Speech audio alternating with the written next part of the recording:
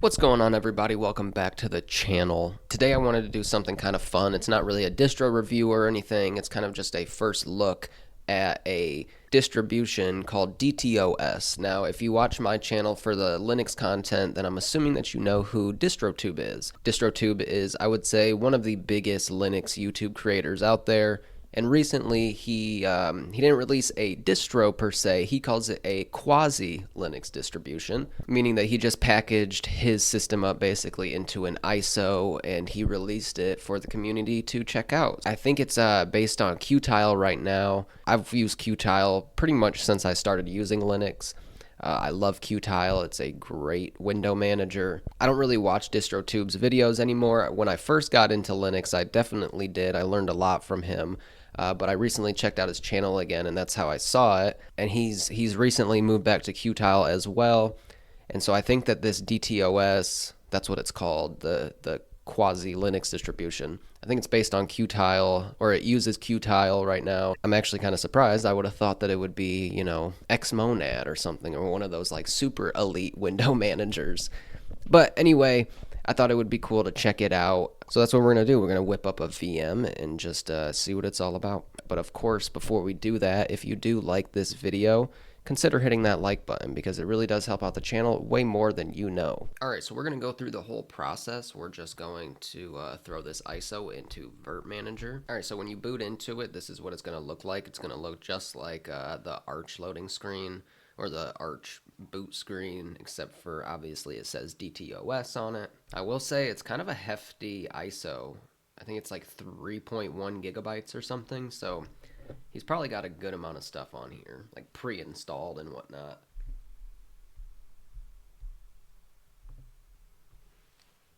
Now, I started watching the video. He has a whole video going through all of this that he's got up on his channel. I started watching it for a few minutes, but then I decided to stop because I kind of just wanted a fresh look at it.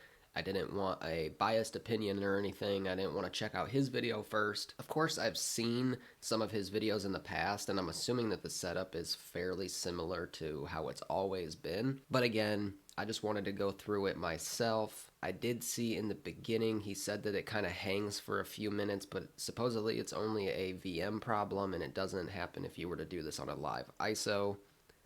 But here we go. Of course, the password is DTOS, and here it is. Yeah, literally, his setup is pretty much the same as mine. And the reasoning for that is because he uses Arco Linux. I'm assuming when he first started, he just used Arco Linux's configs. I mean, I don't know. I'm speaking out of personal experience from what I did. Because, look, we'll jump over to my...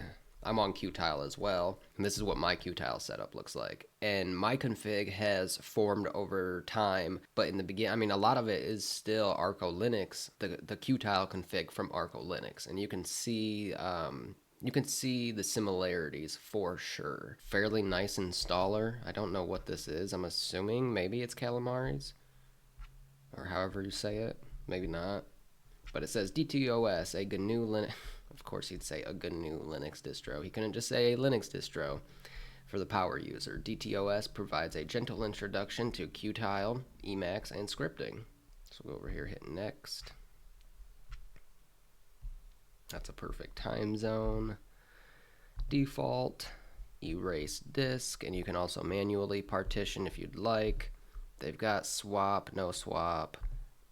I usually just do swap, no hibernate. And you've got ext4, ButterFS or ButterFS, however the fuck you say it, and then XFS. I've only used ext4 and ButterFS. Usually I use ButterFS. We're not going to encrypt the system because who cares? Full name.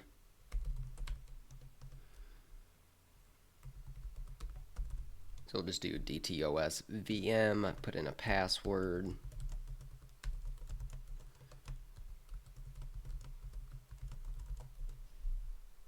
Guess my passwords do not match.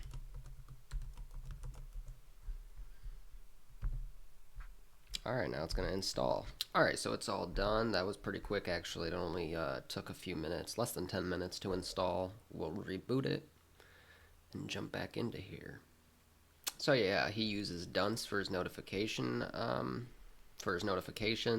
And then of course he's got the conky over here with all of the key bindings and everything for Qtile, which is super helpful because I know a lot of his key bindings are way different than mine, so that's definitely helpful.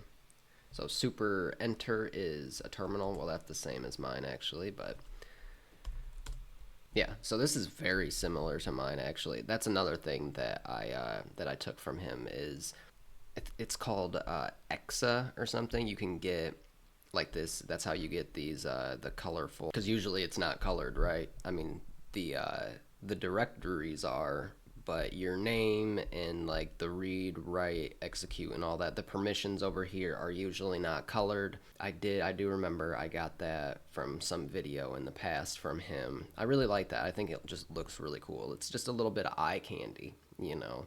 And he's definitely got an alias so that when you do ls, instead of just showing the directories, it shows everything in your home folder. And I like that list view instead of the normal default how it usually is.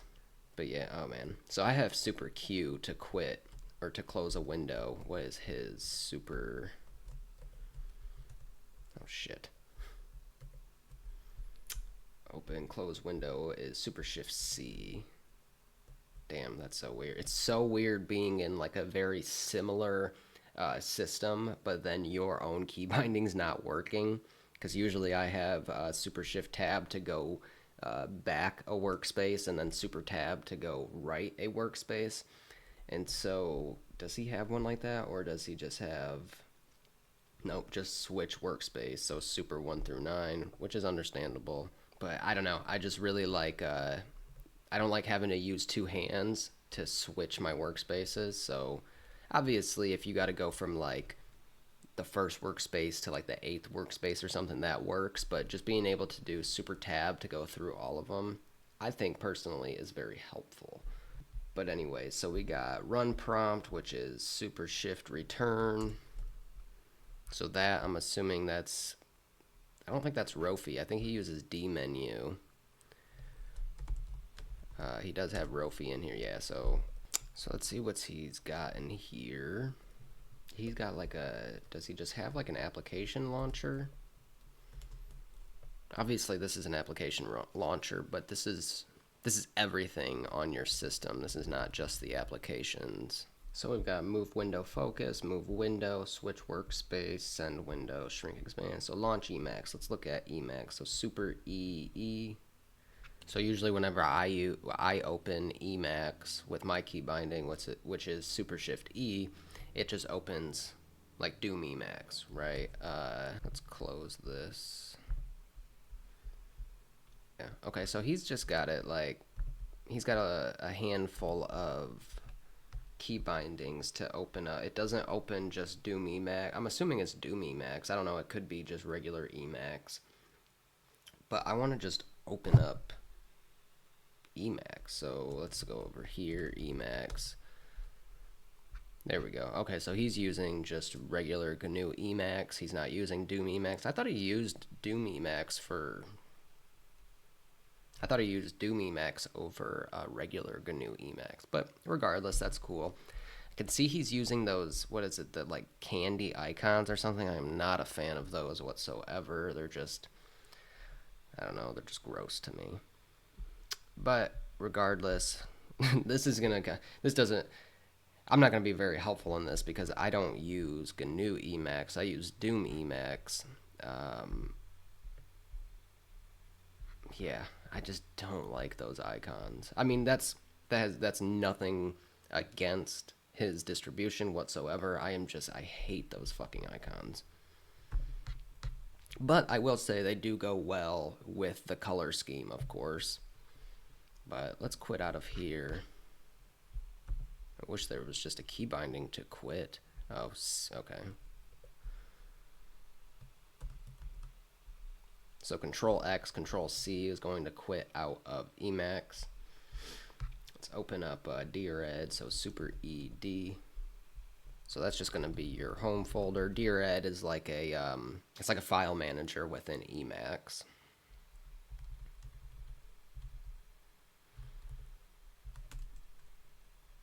I of course don't have anything in here, so there's not going to be really anything to look at.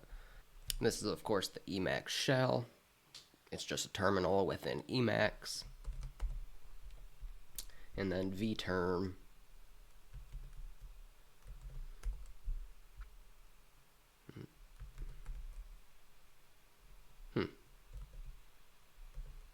So when I try to open up vterm, super EV, it kind of just flashes and then closes.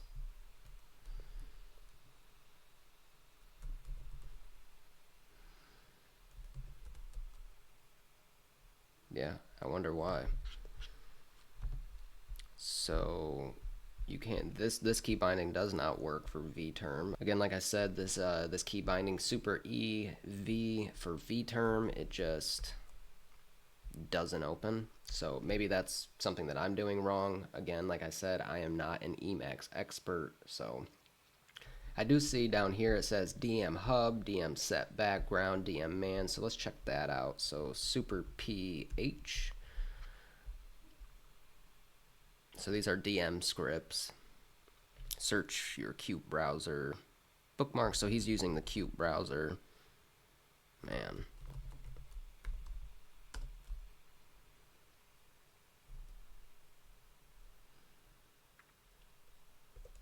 Wait, what browser is on here? Brave's on here. Is the Qt browser on here?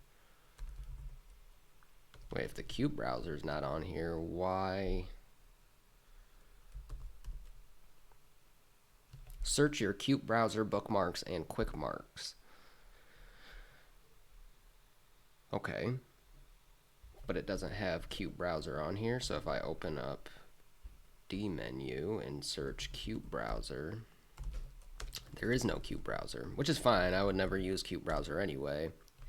Brave is the web browser on here that he has. I like Brave. Brave's a really good browser. I personally use Firefox more so over Brave, but I always have Brave on my system as well.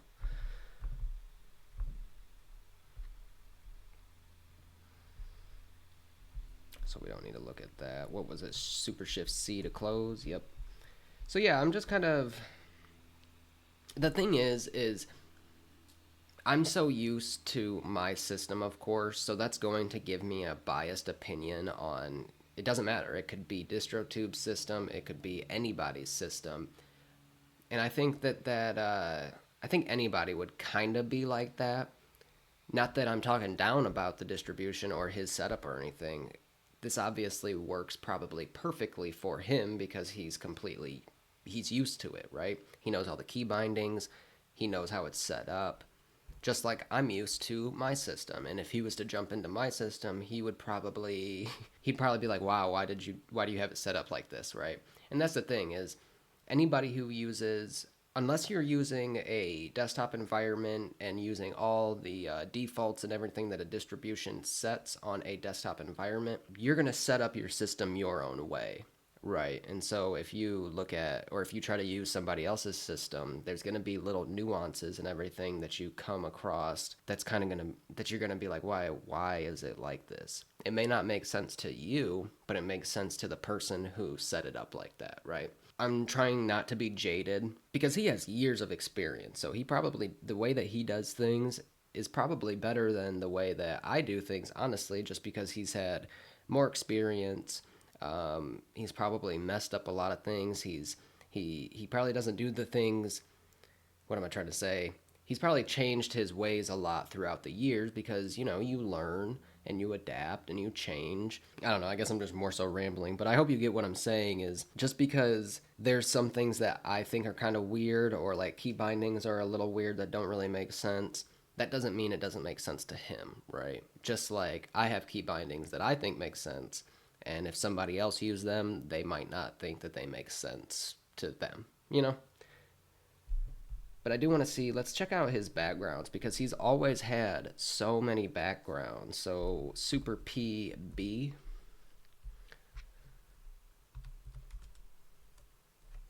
Yeah, so this is nitrogen. Let's see, how many backgrounds does he have? He has a bunch, and a lot of them are really, really nice. We'll let it load. Oh, 325. So yeah, you've definitely got a more than a handful of backgrounds to check out. Let's go with, I like the more naturey stuff. But the thing is his color scheme, like this background right now, I've never liked this. It just, I don't know, it looks like squid tentacles or some shit. But so yeah, I don't know, something like this. What was it? Super SP or Super BP?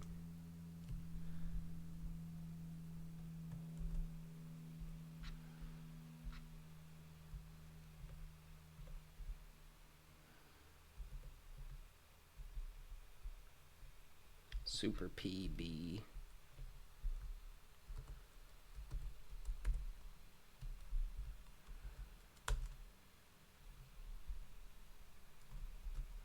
I don't understand why. So when you do Super PB, it opens up DM scripts for you to set or randomize a wallpaper. Now when I go to set, it just opens up nitrogen again. But then it doesn't look like it gives me a way to set the actual background.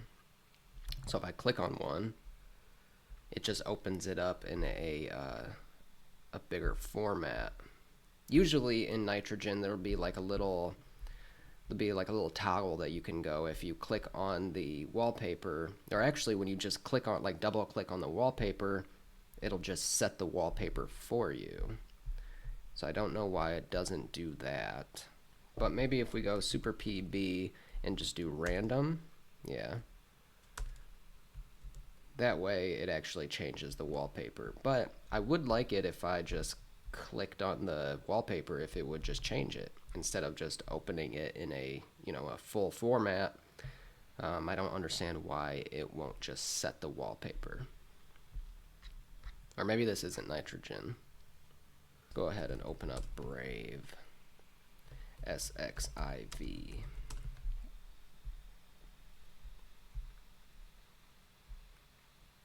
Oh, that says keyboard layout. Okay, so it is. It's an image viewer. Well, that's cool. I mean, it's an image viewer, but you would think that if I click on it, it would change the wallpaper, but it's just not doing that. So that's kind of, Now, again, this isn't a knock on the distribution. This is obviously user error. I've never used this image viewer. I don't use his system, right? So it's gonna take more time. If you wanted to jump into somebody else's system and actually use it, it's gonna take time for you to learn it, to understand it, especially if you've never used any of the programs or the applications. And again, like I said, if you have a specific way of how you do things, like I set backgrounds just with fe in my autostart.sh config. I don't use a graphical application to set wallpapers. The only graphical application that I've ever used to set backgrounds in the past was Nitrogen. And Nitrogen, once you load your folders in or your pictures into Nitrogen, whenever you click on one of them, it automatically sets the background for you. So this isn't a knock on his distribution or his setup or anything. It's just that I've never used it. So there's probably somebody that could be watching this video and they're like, hey, dumbass, yeah, you just got to do this to set the background. And I don't know that because I've never used it. But then you could also look on the other side of that. If you wanted to have a jaded mindset, you could be like, well, this is stupid. This doesn't work how I'm used to it working, so this is fucking dumb and this sucks, right? And that's not what I'm saying, because that is a very immature mindset. I'm just saying that it could be better. No, but so yeah, I don't know. I mean, the only way I can see to set a background is just to open up DM scripts, or at least the background, and just go to random, and then you'd have to go through over 300 wallpapers randomly to figure out which one that you like, or to hopefully get the one that you like, right? So DM man, let's see what that is. These are all going to be DM scripts, of course.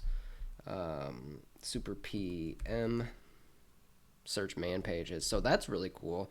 I like that. Instead of opening a terminal and doing like man get or whatever that, whatever man page you want to look at, you just have a DM script for all of your man pages. So that's kind of cool. Let's go get. No, hold on. Space PM, search man pages, search for get. So that's really cool. I like that a lot, actually. I mean, it's the same thing as opening up a terminal and then just doing man, whatever you want to look at. But that's kind of cool, just having a script, an easy key binding that you can hit. You can type in whatever man page you want, and then it pops up instantly. All right, everybody. Well, that was DTOS, DistroTube's quasi Linux distribution. I can't say that I like it or don't like it because it's not my system, right? I'm never going to use it again. And I don't think that anybody who has their system already set up, they're not going to just switch their system for somebody else's system, right? And their setup. What it is for, and what I'm assuming he put it out for, is for people. It's just like Arco Linux did for me when I first started. It's for people that want to get into window managers, maybe learn how to use Emacs and whatnot. It's a pre-configured system that somebody can just load up and then they can jump into it, and they don't have to spend all that time setting up their own window manager from scratch and everything.